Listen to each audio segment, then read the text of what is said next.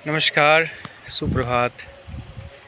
एक दो प्रश्न है जो यात्रा के समय मन में आया है, जिसको साझा करना चाहता हूँ कि गांधी जी के विषय में कहा जाता है कि क्या गांधी जी कभी मांस खाए थे?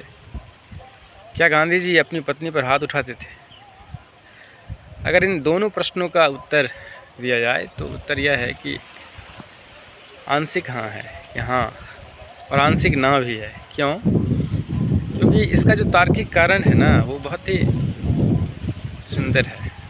अगर आप उसको जानेंगे तो गांधी जी के फ़ैन हो जाएंगे, मुरीद हो जाएंगे, कायल हो जाएंगे, उनसे प्रभावित हुए बिना नहीं रहेंगे। और यह कारण माय एक्सपेरिमेंट विथ ट्रूथ में लिखा गया है। गांधी जी बचपन में इस भ्रांति से ग्रसित हो गए थे कि जो मांस खाते हैं वो हट्टे कट्टे हो जाते हैं, और बचपन में वो दुबले पतले थे, तो उनको था कि थोड़ा सा मजबूत बने, इसलिए उन्होंने एक बार नदी किनारे मांस बनाने का प्रयत्न किया था और उसको खाया भी था। उनके घर में कोई नहीं खाता था, सभी वैष्णव थे। तो बाद में बहुत पछतावा हुई और उन्होंने अपने पिताजी से लिखित माफ़ी मांगी। अब है कि गांधी जी अपनी पत्नी पर हाथ उठाते थे क्या? गांधी जी सेवाधर्मी थे, सेवा को ही परम धर्म मानते थे। एक छोटा सा कमरा था उनके पास, सामाजिक कार्यों से जुड़े थे, इसलिए बहुत सारे लोग उनसे मिलने आते थे। और उस एक ही घर में गांधी जी अपनी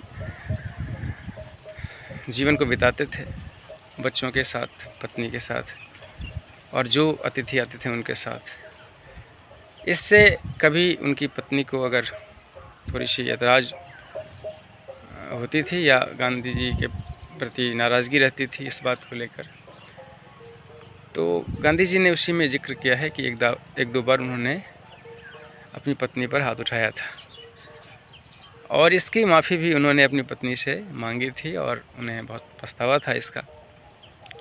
लेकिन ऐसा हुआ था। गांधी जी अपने निजी जीवन में बहुत सारे अतिथि को शामिल करते थे। एक ही कमरे में पति पत्नी और बच्चों के साथ, अतिथि के साथ रहते थे। इससे उनकी पत्नी को नाराज़गी होती थी।